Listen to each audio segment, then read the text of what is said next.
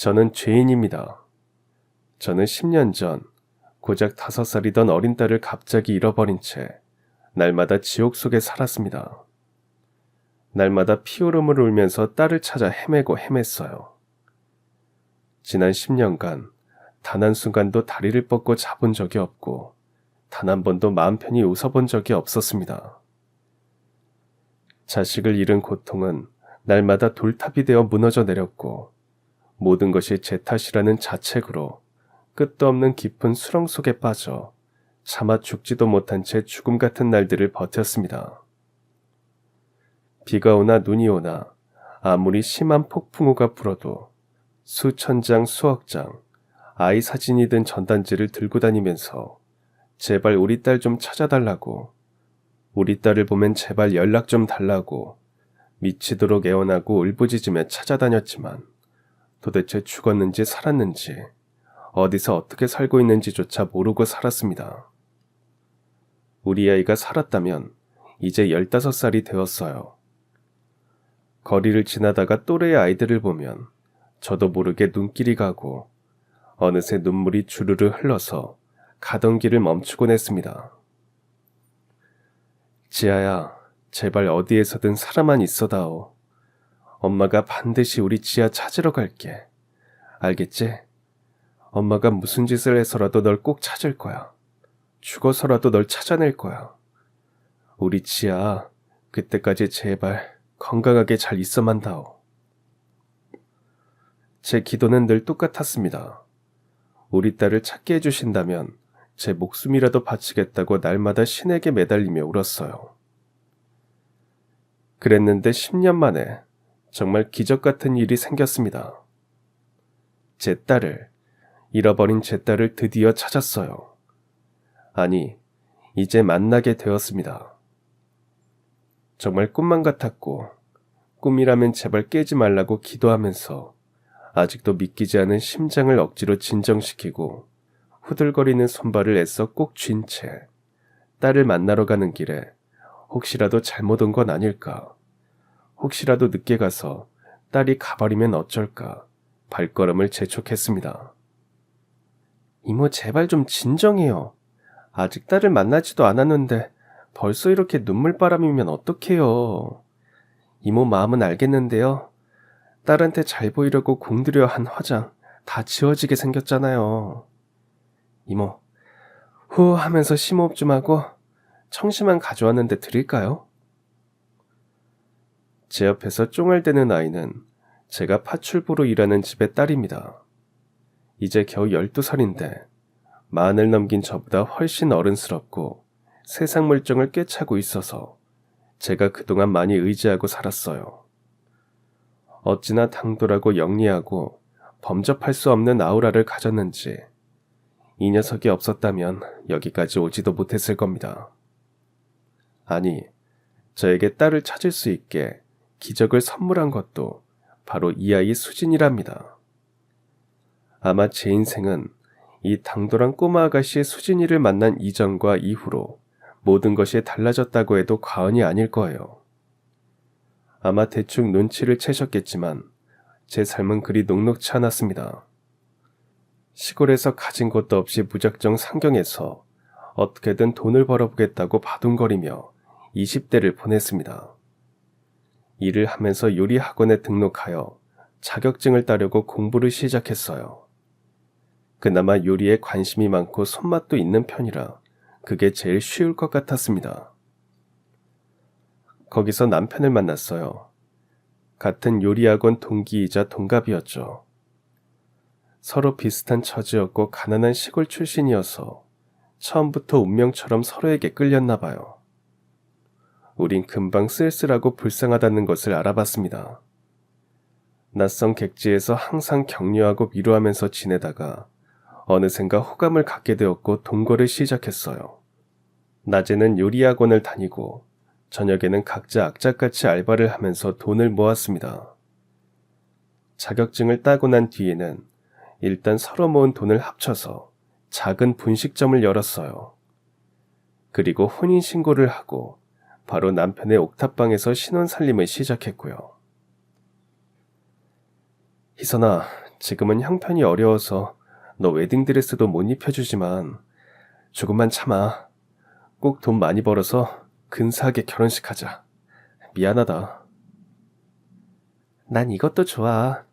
그냥 실반지 하나씩 끼고 시작하는 삶도 심플하니 좋으니까 너무 신경 쓰지 마. 그리고 지금은 작은 분식점이지만 이 다음에 누가 알아. 엄청 큰 음식점도 차리고 세상이 알아주는 식품회사 CEO가 될지. 안 그래? 꿈은 크게 갖자고. 그래, 꼭 그렇게 되자. 행복하게, 돈도 많이 벌고. 우리는 비록 변두리 동네 작은 분식집에서 미미하게 시작했지만 언젠가는 장대한 꿈을 이룰 수 있을 거라고 희망을 가지면서 하루하루 최선을 다해 살았습니다. 남편이 떡볶이를 잘 만들어서 동네 아이들 사이에서 인기가 좋았는데 우리 분식점 떡볶이는 한 번도 못 먹어본 사람은 있어도 한 번만 먹어본 사람은 없다고 할 정도로 불티나게 팔렸습니다. 그 떡볶이는 남편만의 특별한 레시피였는데 나름 우리 분식점 시그니처 메뉴였어요. 그 덕분에 식당은 잘 되었습니다. 분식점을 개업한 지 1년 만에 옥탑방에서 방 2칸짜리 빌라로 이사를 갔고 결혼 2년 차에 드디어 전 예쁜 딸도 출산했어요. 딸이 복덩이라 그런지 그 아이를 가지면서부터 모든 일이 술술 잘 풀렸습니다. 어느 투자사에서 분식점 체인을 해보자는 의뢰도 들어올 정도였으니까요. 하지만 아직 체인을 하는 건 무리라고 판단해서 거절을 했습니다. 아마 제 인생에서 그 시절이 가장 행복하지 않았나 싶어요. 숨 쉬는 모든 것이 다 감사했습니다. 다른 집 애들은 태어나고 몇 개월은 밤낮이 바뀌어서 낮에는 자고 밤에는 그렇게 울어댄다고 하는데 우리 딸 지아는 엄마 아빠가 고생한다는 걸 아는지 잘 울지도 않고 잘 먹고 잘 자고 건강하게 잘 자라주었습니다. 우리 딸을 보면서 우리 부부는 곧 성공하자고 약속했고 더 큰 꿈을 꿀 수 있어서 날마다 살아가는 게 신나고 벅차고 감동이었어요. 성실하고 착한 남편과 순하고 예쁜 딸만 있으면 전 세상에 무서울 것도 두려울 것도 없었습니다. 하지만 신은 우리의 행복을 질투하셨어요. 어느 날 남편은 배달을 갔다 오다가 뺑소니 사고를 당했습니다. 뺑소니범은 잡지 못했고 차에 부딪혀 저만큼 튕겨져 나가는 남편의 모습을 CCTV로 확인하는 순간 전 실신하고 말았습니다. 병원으로 옮겨진 남편은 응급수술을 받았지만 식물인간인 상태로 중환자실에서 힘겨운 생을 유지할 뿐이었어요. 큰 도로에는 CCTV가 있었지만 골목으로 도망친 뺑소니범을 뒤쫓는 건 불가능했습니다. 지금은 차들마다 블랙박스가 있어서 찾을 수도 있지만 그땐 차량 블랙박스를 다는 경우도 많지 않았고 성능도 좋지 않았어요. 그 어떤 단서도 찾지 못한 채 시간만 흘러갔고 그 사이 병원비는 눈덩이처럼 불어났습니다. 결국 전 어린 딸을 업고 남편 병원비를 벌기 위해 무슨 일이든 다 해야 했어요. 분식점 보증금을 빼서 우선 밀린 남편 병원비와 수술비를 내고 빌라도 팔고 반지하 단칸방으로 이사를 갔습니다. 아이를 업고 일을 해야 하니까 좀채 일자리를 구한다는 게 쉽지 않았어요. 그래도 인심 좋으신 마트 사장님 덕분에 아이를 마트 쪽방에 재우고 일을 할 수 있었고 마트가 끝나고 밤 시간엔 아이를 업고 사무실 청소를 했습니다. 청소업체 사장님도 아이를 키우는 아주머니셨는데 젊어서 고생하던 시절이 떠오른다면서 제 편의를 봐주셨어요. 그렇게 밤낮 없이 돈을 벌었지만 남편 병원비를 내고 어린 딸 분유값과 기저귀 값을 내면 거의 남는 게 없었습니다. 그래도 언젠가는 남편이 의식을 차릴 거라는 희망으로 버텼고 우리 딸이 건강하게 잘 자라주는 고마움으로 버텼어요. 마트 일과 청소 일이 조금씩 손에 익고 적응이 되자 주말에도 알바를 했습니다. 어느덧 5살이 된 딸은 유치원 종일반에 맡긴 채 거의 일주일 내내 일을 했어요. 유치원은 같은 동네 아파트 단지 내 가정집이었는데 유치원 원장님이 근처 맞벌이를 하는 부부의 아이들을 밤늦게까지 맡아주셨어요. 전 맞벌이는 아니었지만 원장님께 부탁을 드려서 특별히 딸을 종일반에 보낼 수 있었습니다. 그 덕분에 한결 수월하게 일을 했고 인품 좋으신 원장님 부부 덕분에 딸 지아는 별탈 없이 잘 자랐습니다. 전 낮에는 식당 주방에서 일하고 식당이 끝나는 저녁엔 파출부 일을 했어요.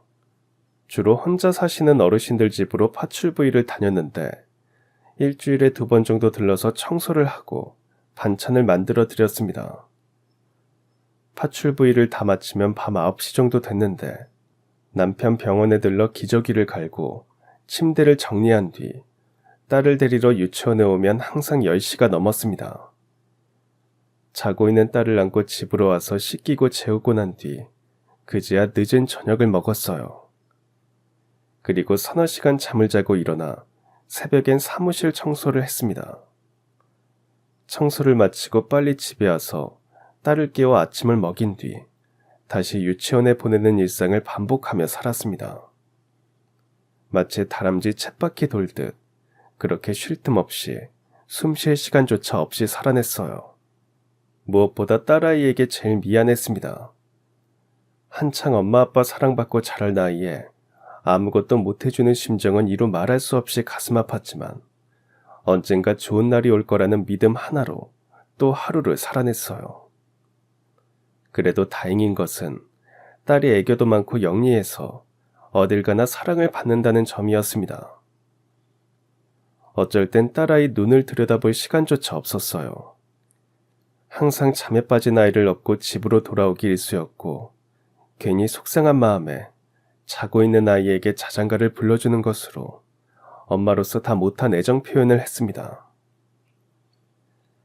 지아야, 엄마가 우리 지아랑 많이 놀아주지도 못해서 많이 미안해. 그래도 지아가 보채지도 않고 이렇게 씩씩하게 잘 자라줘서 엄마는 얼마나 든든하고 기쁜지 몰라. 우리 조금만 더 참자. 알겠지? 사랑한다 우리 딸. 지아는 아마 제 얘기를 못 들었을 거예요. 그건 딸에게 하는 말이기도 했고 자꾸 약해지고 지쳐가는 저에게 하는 말이기도 했으니까요. 그 작은 녀석이 제 등 가득 온기를 전하는 것 같아서 전 또 힘을 얻곤 했습니다. 그러던 어느 날 파출부 일을 간 집의 어르신이 갑자기 쓰러지셔서 119를 부르고 응급실로 가게 되었습니다. 평소에도 심장이 안 좋으셨는데 그날따라 컨디션이 안 좋다고 하시더니 결국 저녁 식사를 드시고 난 뒤 정신을 잃으셨어요. 어르신의 큰아들에게 연락을 했더니 갑자기 회식이 있어서 당장 가기는 힘들다며 응급실에 조금만 더 있어달라는 겁니다. 저도 딸아이를 데리러 가야 한다고 했더니 둘째 아들에게 연락을 해보라고 전화번호를 주는 거예요. 그래서 둘째 아들에게 전화를 해서 상황을 알렸더니 자신은 지금 출장 중이라고 못 온다는 겁니다.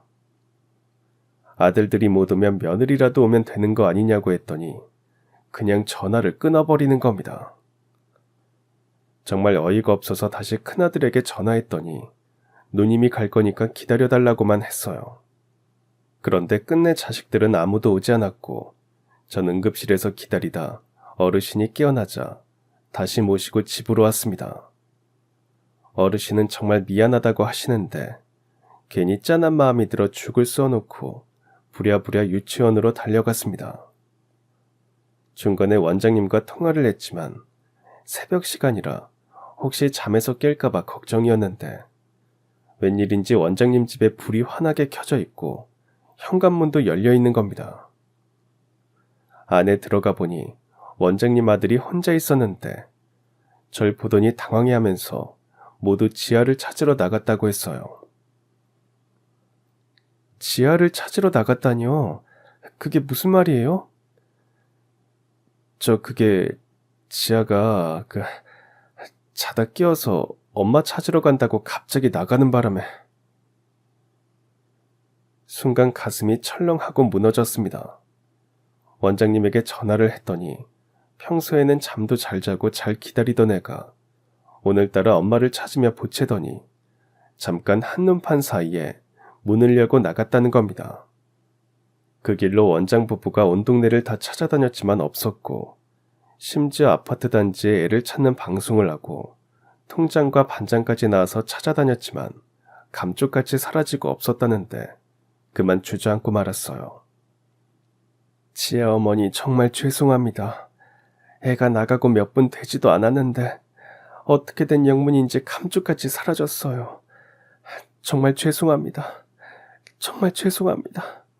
죽을 죄를 졌어요. 원장님은 무릎을 꿇고 울면서 사죄를 했는데 전 그런 건 눈에 들어오지도 않았어요. 당장 경찰에 신고를 하고 동네 골목마다 다시 찾아 나섰습니다.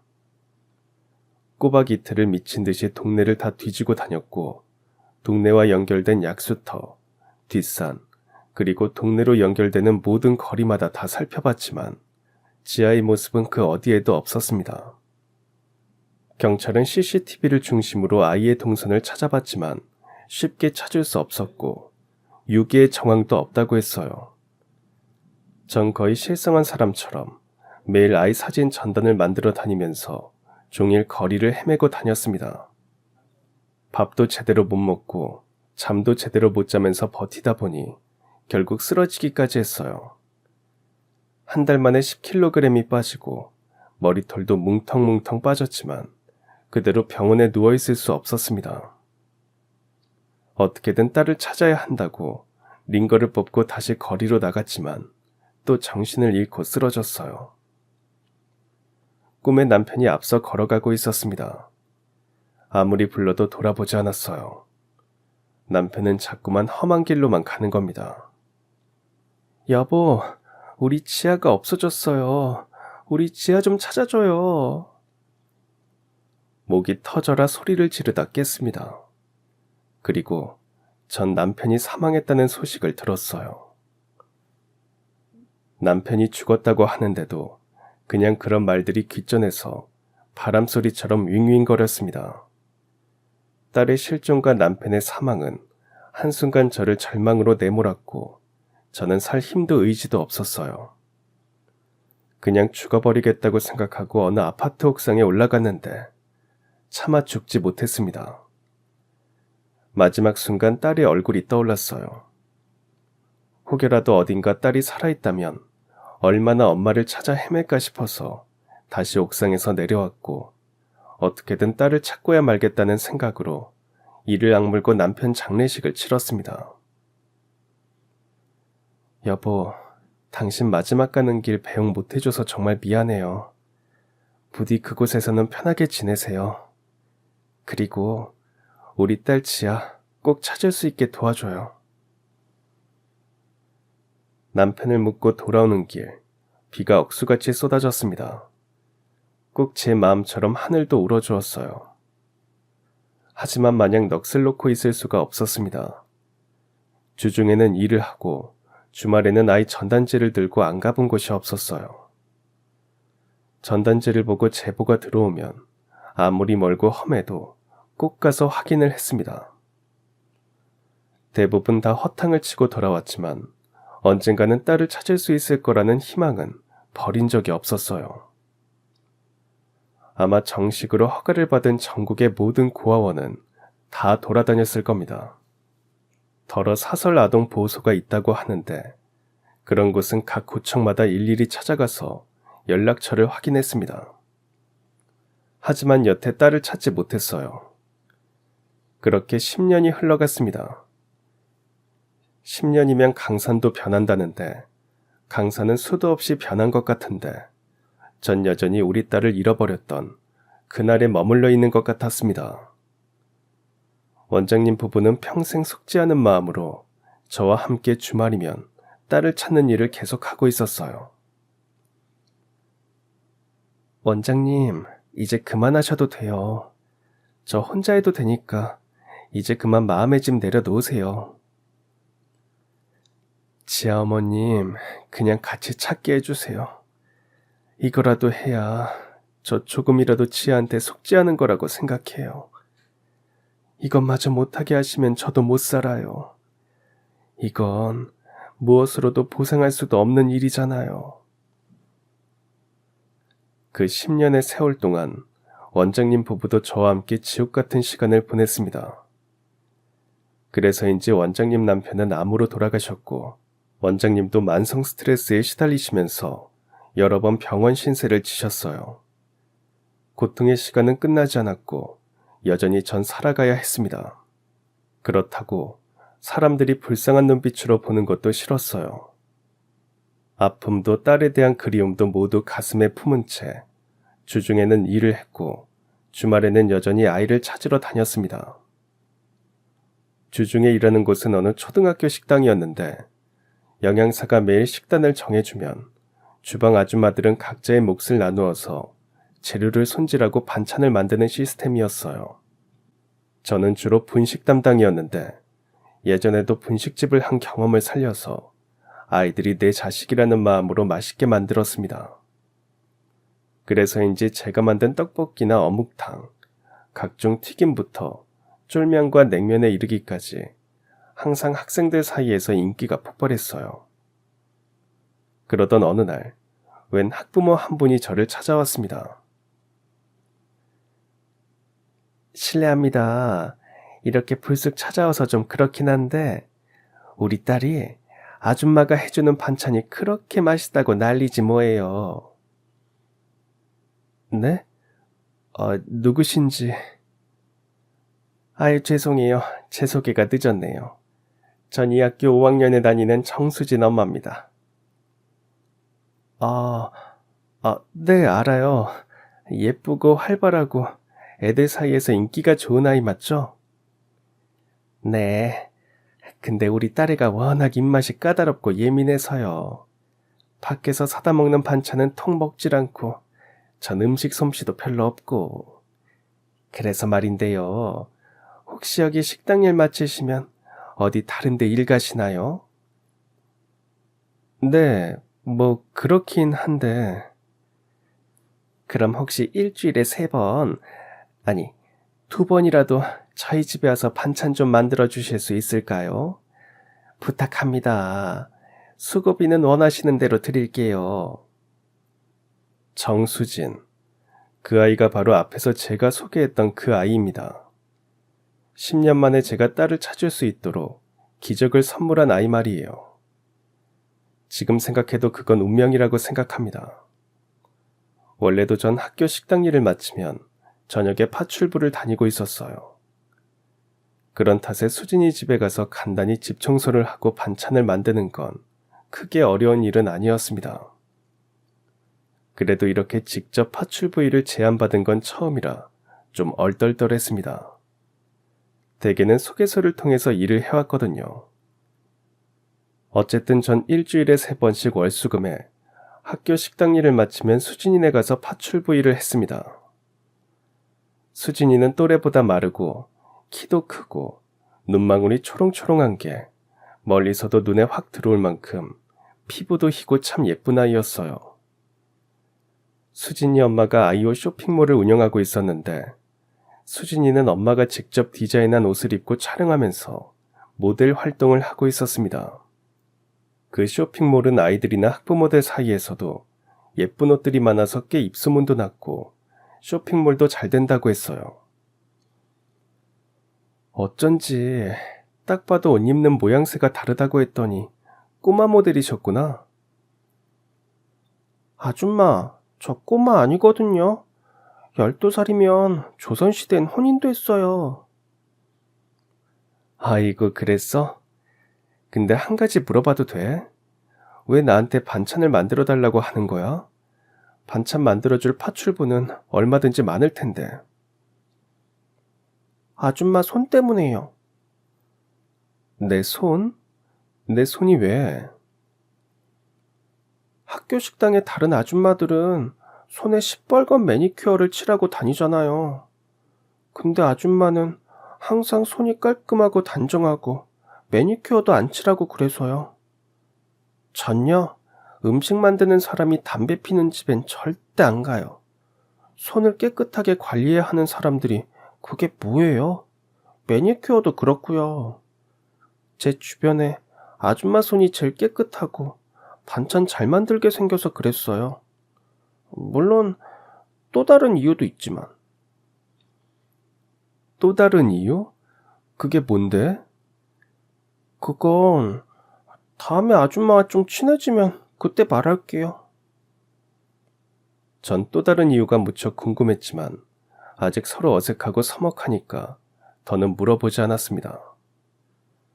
수진이는 당돌하고 도도한 아이였지만 한편으로 말하는 걸 보면 꼭 애늙은이 같기도 했어요. 또래에 비해 생각도 많고 신중하면서도 활발했고 때론 활발함 속에 숨겨진 외로움이 느껴지기도 했습니다. 아줌마, 우리 수진이는 모델이라 항상 다이어트를 해야 하니까 일주일 반찬 목록 정하시기 전에 저랑 꼭 상의해 주시고요. 너무 짜거나 매운 건 절대 안 됩니다. 칼로리 계산 꼭 해주세요. 그것만 지켜주시면 다른 집안일은 대충 하셔도 돼요. 잘 부탁합니다. 수진이 엄마는 식단 관리나 몸매 관리에 엄청 신경을 쓰는 편이었지만 정작 수진이는 엄마가 안 볼 때 맵고 짠 음식도 잘 먹고 라면도 끓여달라고 하고 밥도 2그릇이나 뚝딱 먹어 치웠습니다. 너 다이어트 안 해? 그렇게 먹다가 살찌면 나만 네 엄마한테 욕먹어. 걱정 마요. 다 방법이 있으니까.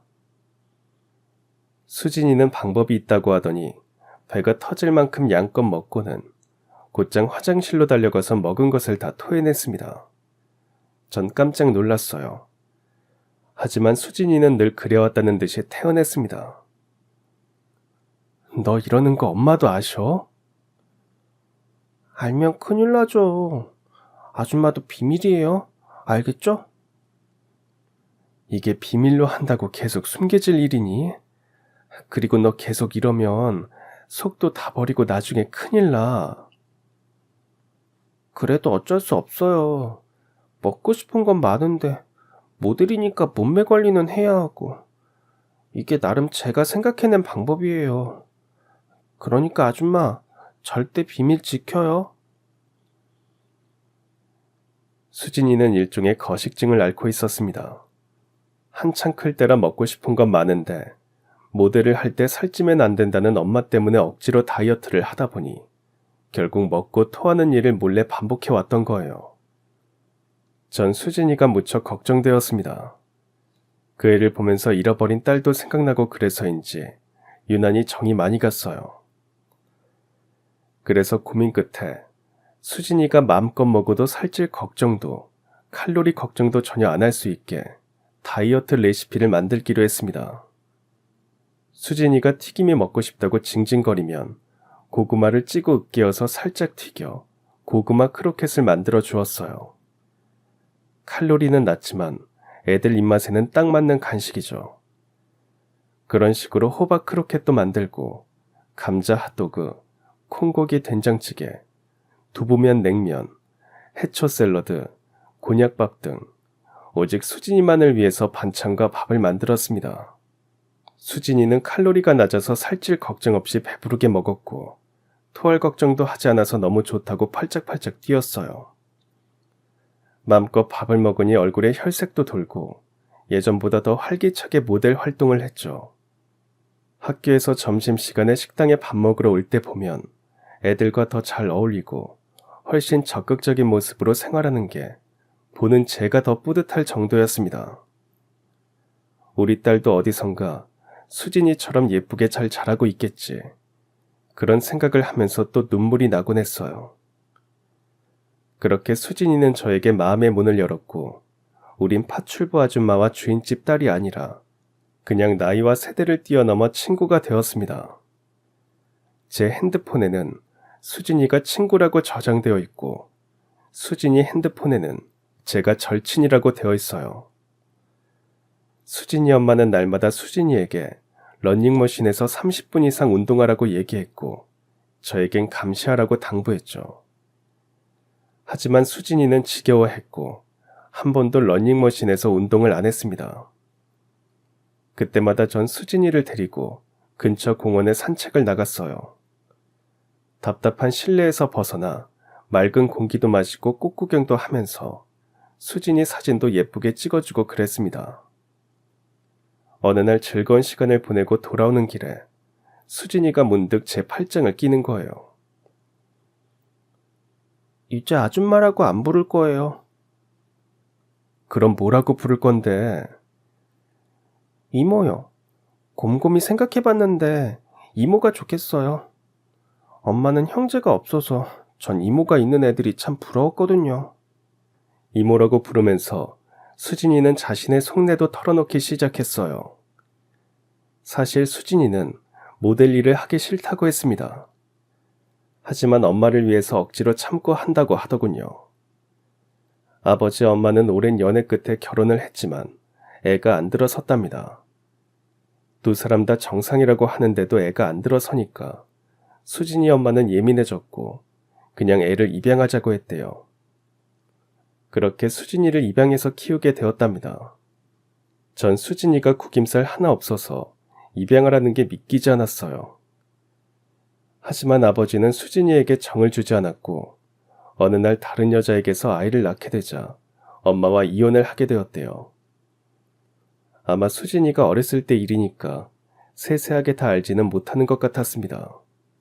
부부 사이에는 겉으로 드러나지 않는 또 다른 내막도 있어서 아이의 입장에서 보는 게 다는 아닐 거예요. 어쨌든 수진이가 입양하라는 건 좀 놀라운 사실이었습니다. 그런데 수진이 아버지가 이혼 후 양육비를 보내지 않았대요. 분명 이혼만 해주면 아파트도 주고 양육비도 매달 보내겠다고 약속했는데 다 거짓말이었답니다. 수진이 엄마는 법으로 할까 생각했지만 더럽고 치사해서 관두었대요. 아마도 수진이가 자기 핏줄이 아니니까 양육비를 줄 수 없다고 할 게 분명하더랍니다. 결국 수진이를 데리고 먹고 살아야 했기에 수진이 엄마는 옷수선 일을 시작했대요. 원래 결혼하기 전에 공장에서 옷을 만들었답니다. 처음에는 동네 애들 옷이 크면 작게 수선해주고 작으면 천을 덧대서 늘려주고 가끔 구멍이 난 애들 바지에 술을 놓아서 수선도 해주면서 엄마들 사이에서는 수선 잘하기로 소문이 나기 시작했대요. 더러 콩쿠르 대회에 나가는 애들의 드레스 같은 것도 간단하게 만들어주기 시작했는데 저렴하고 예쁘게 잘 만든다고 아름아름 소개가 들어오면서 만드는 족족 다 팔렸대요. 수진이 엄마는 그 경험을 바탕으로 용기를 얻었고 인터넷에서 애들 드레스 종류를 만들어 팔다가 점점 확장하여 아이들 일상복부터 파티복, 계절복, 잠옷, 각종 장신구와 자파에 이르기까지 아이들 토탈 의료 종합 쇼핑몰을 성공시켰답니다. 초창기엔 옷을 만들어도 그걸 입고 사진을 찍을 아동 모델을 구하기 힘들었고 모델을 쓸 돈도 없어서 수진이가 대신 옷을 입고 촬영하기 시작한 게 지금까지 승승장구하게 된 거라고 합니다. 수진이는 자신을 입양한 엄마가 이혼을 했을 때 혹여 자신을 버릴까 늘 두려웠답니다. 엄마는 제가 친딸도 아닌데 버리지도 않고 지금까지 잘 길러주셨잖아요. 그러니까 제가 모델 일 하기 싫어도 꼭 참고 하는 거예요. 엄마 은혜에 보답해야 하니까. 우리 수진이 참 착하다. 얼굴만 예쁜 게 아니라 마음도 예쁘네. 그리고 수진이 엄마는 좋겠다. 이렇게 착하고 예쁜 딸을 둬서. 이모 딸은요? 우리 딸을 알아? 아니요. 지난번 이모가 지갑 잃어버렸을 때 그 속에 사진에서 봤어요. 실은 예전에 이모가 왜 자신에게 파출부를 해달라고 했는지 물었잖아요. 그때 나중에 말씀드리겠다고 한 이유요. 그랬지. 나중에 친해지면 나머지 이유를 말해주겠다고 했지. 수진이는 잠시 망설이더니 조심스럽게 얘기를 꺼냈습니다. 몇 달 전에 제가 식당에서 일을 하다가 지갑을 잃어버린 적이 있었어요. 아무리 찾아도 안 보여서 속을 끓이고 있었습니다. 어차피 지갑에 돈은 얼마 없으니까 괜찮은데 그 안에 우리 지아 사진이 있었거든요. 생각도 못해서 제가 식당 입구에 지갑을 찾는다는 글을 붙였어요. 지갑을 찾습니다. 지갑 안에 우리 딸 지아의 사진이 있어요. 지갑 보신 분이나 학생은 꼭 식당 아줌마에게 가져다 주세요. 딸 사진이 그거 딱 하나밖에 없어요. 제겐 너무나 소중한 겁니다. 부탁드립니다. 그때 지갑을 주워준 애들 중에 수진이도 있었습니다. 지갑이 쓰레기통 주변에 떨어져 있었고 주인을 찾아주려고 지갑 안을 열어봤다가 빛바랜 사진을 봤답니다. 전 그때 이모에게 딸이 있다는 걸 알았어요. 그런데 아주 어릴 적 사진을 지갑 속에 가지고 있는 게 좀 이상했어요. 요즘 핸드폰으로 사진을 찍어서 저장하고 다니지. 누가 그렇게 옛날 사진을 가지고 다녀요. 아마 그런 사람은 없을걸요? 그러다가 우연히 식당 아줌마들이 이모에 대해서 하는 얘기를 들었어요. 저와 같이 식당에서 일하는 동료들은 제가 딸을 잃어버리고 10년째 찾으러 다닌다는 걸 알고 있었거든요. 동료들은 그런 절 항상 안타깝게 여겼고 모두 자기 일들처럼 어서 딸을 찾을 수 있도록 기도도 많이 해주고 그랬습니다. 이모가 10년 전에 딸을 잃어버렸는데 주말마다 그 딸을 찾으러 다닌다고 했어요. 그 딸 생각하면서 10년을 살았을 이모 생각하니까 어쩜 우리 친엄마도 그러지 않을까 문득 그런 생각도 들었어요. 저도 입양이 되었으니까 이모 딸도 좋은 부모님들에게 입양되어 잘 살고 있었으면 좋겠다고 기도도 했고요. 그래서 이모가 불쌍해서 파출부 부탁한 거야? 불쌍은 아니고 뭐 동병상련 같은 거죠. 일로 와봐. 이모가 좀 안아보자. 우리 수진이가 이모 생각해서 그랬다고 하니까 이모 막 눈물 나려고 한다. 그렇게 전 그날 수진이를 안고 그동안 꾹꾹 눌러 참았던 눈물을 다 쏟아냈습니다. 거의 10년치를 다 토해낸 것 같았어요. 마음이 한결 후련했습니다. 고작 12살밖에 안 된 녀석이 이렇게 속이 깊을 수가 있는 건지 참 기특하고 대견했습니다. 그러면서 우리 지아도 이렇게 잘 자라고 있기를 바랐습니다. 그리고 수진이가 저에게 뜻밖의 제안을 했어요. 그래서 말인데요, 이모. 제가 많이 생각해봤거든요. 우리 지아 한번 찾아봐요. 요즘은 인터넷 시대니까 그걸 한번 이용해보는 건 어떨까 싶어요. 말이 쉽지 힘들어. 10년간 찾아다녔지만 다 허사였어. 그래서 이제 포기한다고요? 포기 안 해. 난 엄마인데 꼭 우리 지아 찾을 거야. 그러니까 제가 그 딸 찾아드릴게요. 일단 제가 하자는 대로만 해요. 그럼 꼭 찾을 수 있을 거예요. 정말 그럴 수 있을까? 그렇다니까요. 자자, 힘을 냅시다. 파이팅! 처음엔 그저 저에게 용기를 주려고 그런다고 생각했습니다. 그런데 수진이는 흰 티셔츠에 제 딸 사진을 인쇄해서 입고 오더니 저에게 사진을 찍어달라고 하는 겁니다. 시키는 대로 사진을 찍었더니 제일 잘 나온 것을 골라서 편집을 하는데 보통 실력이 아니더군요. 그리고 자기 엄마 쇼핑몰 상단에 제가 딸을 찾는 사연과 제보를 달라는 내용을 올리겠다고 했습니다. 안 돼, 수진아. 엄마가 하시면 기절하실 거야. 절대 그건 안 돼. 그럼 제가 엄마한테 허락받으면 괜찮죠? 뭐 그렇긴 한데 엄마가 허락하실까? 그날부터 수진이는 자기 엄마에게 제 사정 얘기를 하면서 쇼핑몰에 사연을 올리자고 조르고 떼를 쓰고 싸우고 난리를 쳤습니다. 글쎄 안 된다는데 얘가 왜 이래? 쇼핑몰이 미아찾기 사이트니? 쇼핑하러 들어오는 사람들이 그걸 보면 불쾌할 수도 있고 부담을 느낄 수도 있다는 걸 몰라? 절대 안 돼. 그럼 엄마는 날 잃어버리고 10년 넘게 못 찾았는데 그냥 포기할 수 있어? 아야, 그걸 말이라고 해. 그러니까 엄마도 같은 엄마 입장에서 이모를 생각해 보라고. 얼마나 가슴 아플지. 그러다가 우리 쇼핑몰 이미지 나빠지면 어쩔 건데. 엄마는 어떻게 하나만 알고 둘은 몰라? 우리 쇼핑몰이 또래 애들 엄마나 애들이 제일 많이 오잖아. 그럼 같은 애들 키우는 엄마들 입장에서 딸을 잃어버렸다는데 사람이면 다 가슴 아파하겠지. 애들도 친구가 사라졌다는데 당연히 관심을 가질 거고. 그런 사연을 올리고 다 같이 찾는데 도와달라고 하면 와, 정말 좋은 일 하는 쇼핑몰이구나 생각하지. 엄마, 가끔 뉴스에 착한 가게 사장님 사연을 듣고 돈으로 혼쭐 내주겠다고 하는 거 못 들었어? 그러니까 네 말은 착한 쇼핑몰이 되면 사람들에게 더 좋은 인상을 줄 수 있다. 그런 말이지? 그렇게 해서 쇼핑몰 가장 상단에 딸을 찾는 사연과 제보를 기다린다는 내용을 올리게 되었습니다.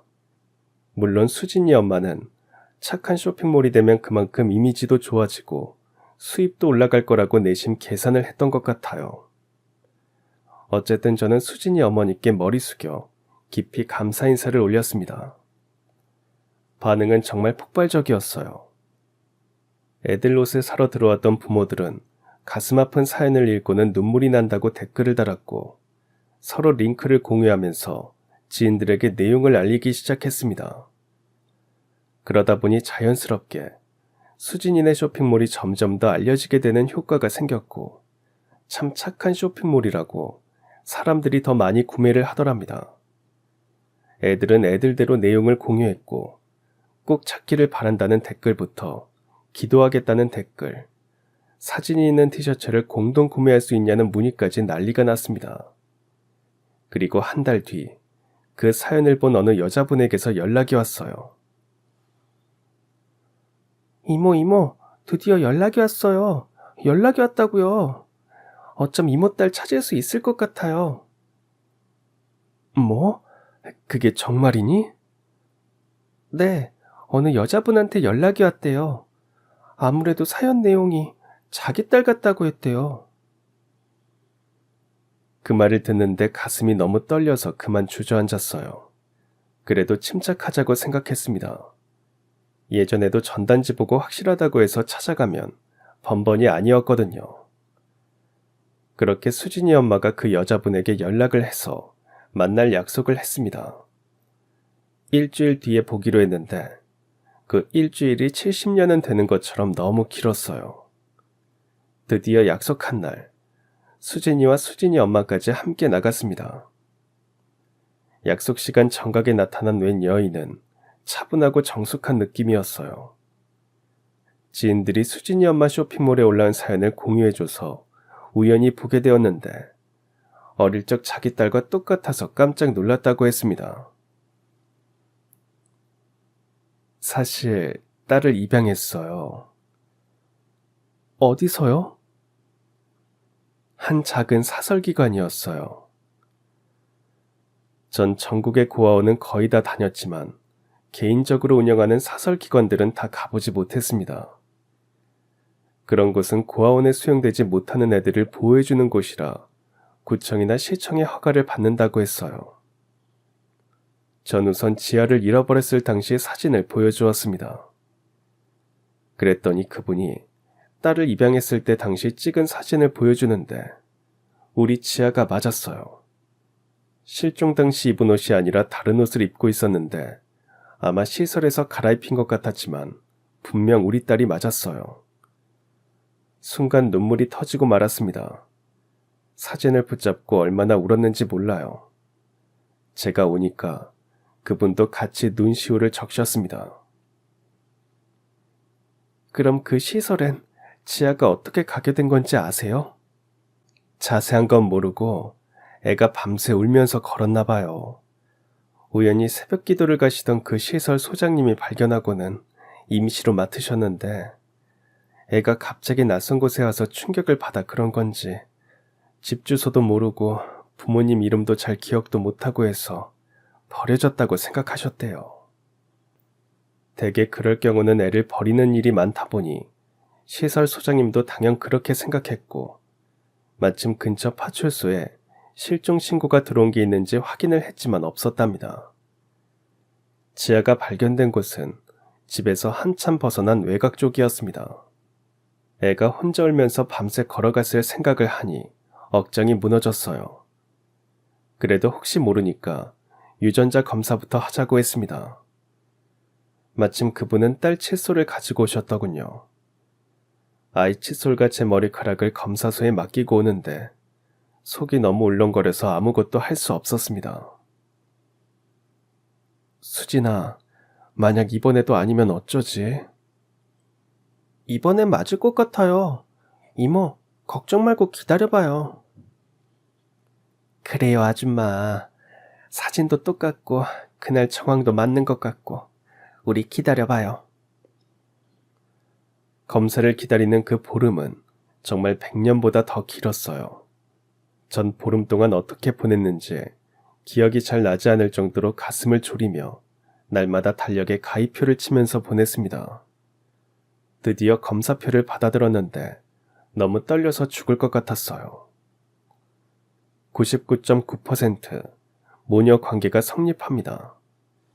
결과지를 확인한 순간 전 수진이를 붙잡고 오열했습니다.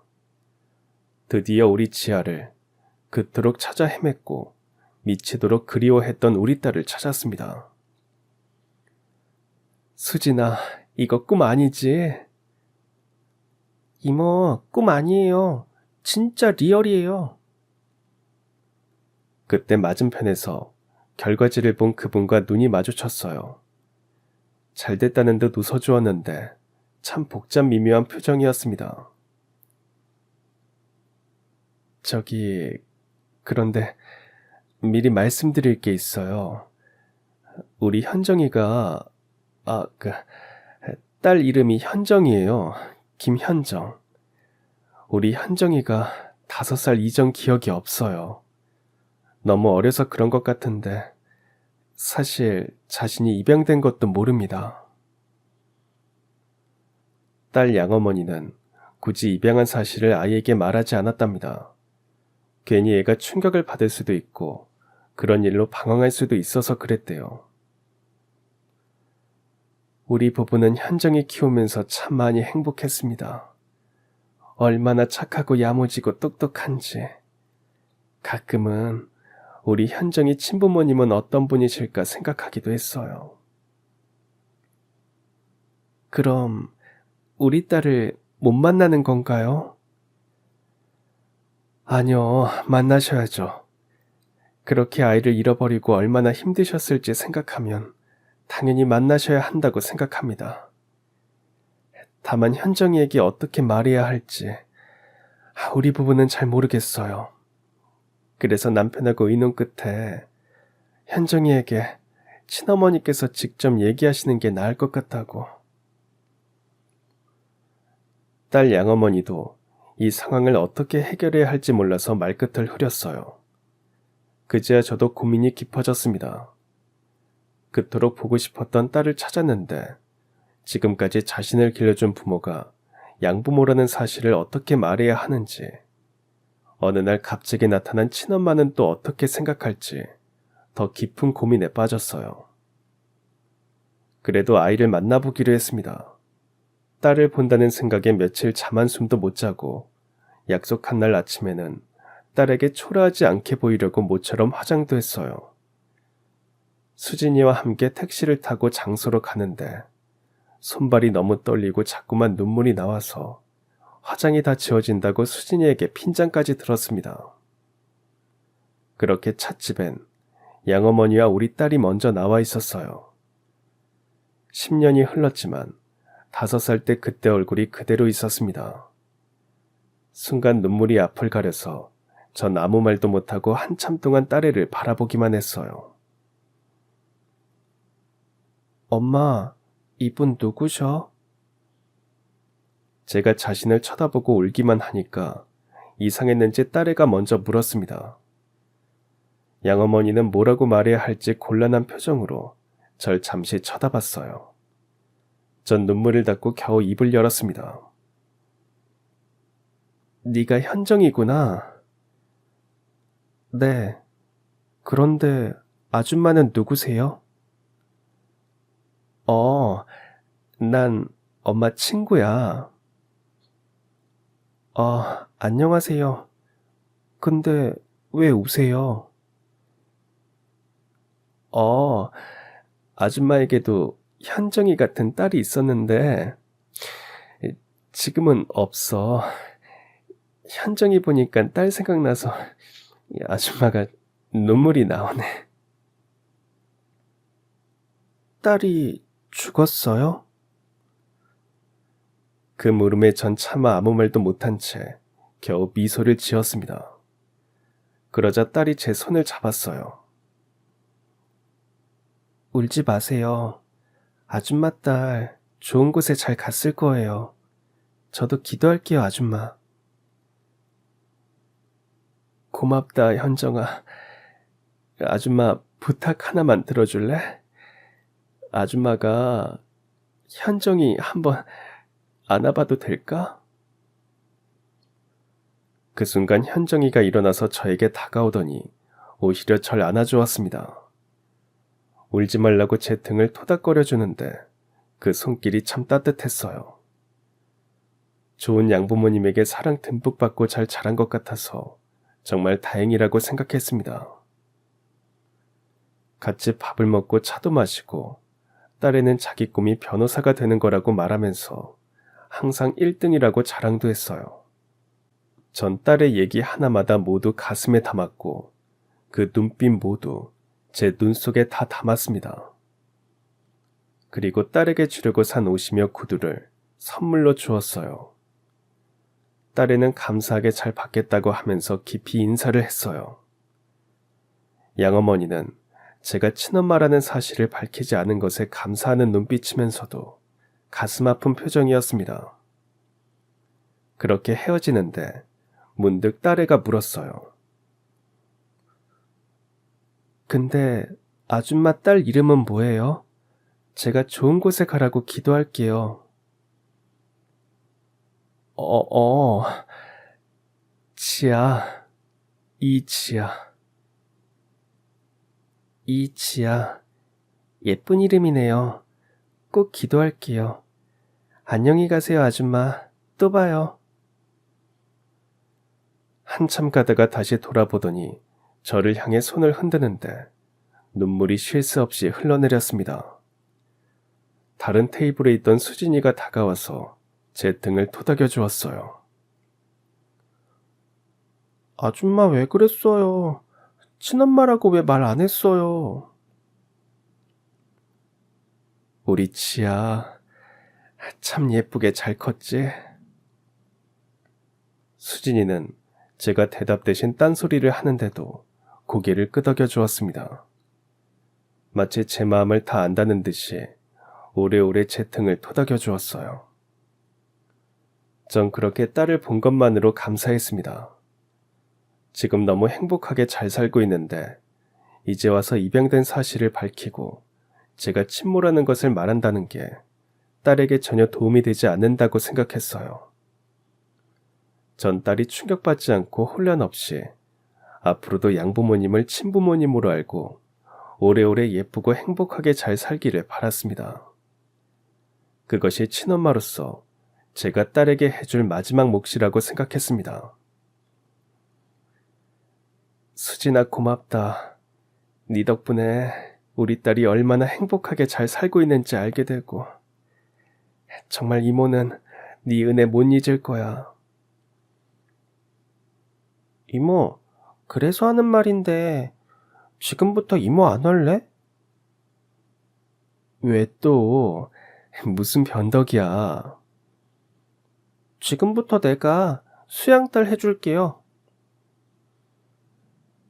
네, 전 그렇게 수진이 수양딸 삼아서 맛있는 반찬 해주고 잔소리하면서 살고 있습니다. 우리 딸이하고도 문자도 주고받고 가끔 수진이랑 셋이 만나서 밥도 먹고 영화도 보고 그래요. 어느새 대학생이 된 우리 딸이 미팅을 해서 남자친구를 사귄다고 문자를 보냈는데 이모한테만 제일 먼저 말한다면서 자기 엄마한테는 말하지 말라고 하네요. 전 그렇게 엄마가 아니라 우리 딸의 이모로 살아갑니다. 그래도 딸 곁에서 지켜볼 수 있어서 그것만으로도 전 만족하고 행복합니다. 얼마 전에는 그동안 모은 돈으로 작은 분식점도 다시 열었어요. 우리 딸과 수진이가 친구들을 잔뜩 데리고 와서 한턱 쏘고 난리가 났습니다. 딸은 가끔 시간이 나면 와서 알바를 하겠다고 하네요. 말만 들어도 뭉클해집니다. 요즘 수진이는 아이돌 전문 매니저에게 발탁되어 열심히 가수 데뷔 연습 생활을 하고 있어요. 언젠가는 멋지게 데뷔하겠죠. 그렇게 전 엄마 같은 이모로서 친딸 현정이를 지키고 친딸 같은 수양딸 수진이를 지키면서 두 딸을 열심히 사랑하면서 살아갈 겁니다. 그럼 지금까지 사연 들어주셔서 감사합니다. 사연이 재밌으셨다면 구독과 좋아요 부탁드려요. 감사합니다. 안녕히 계세요.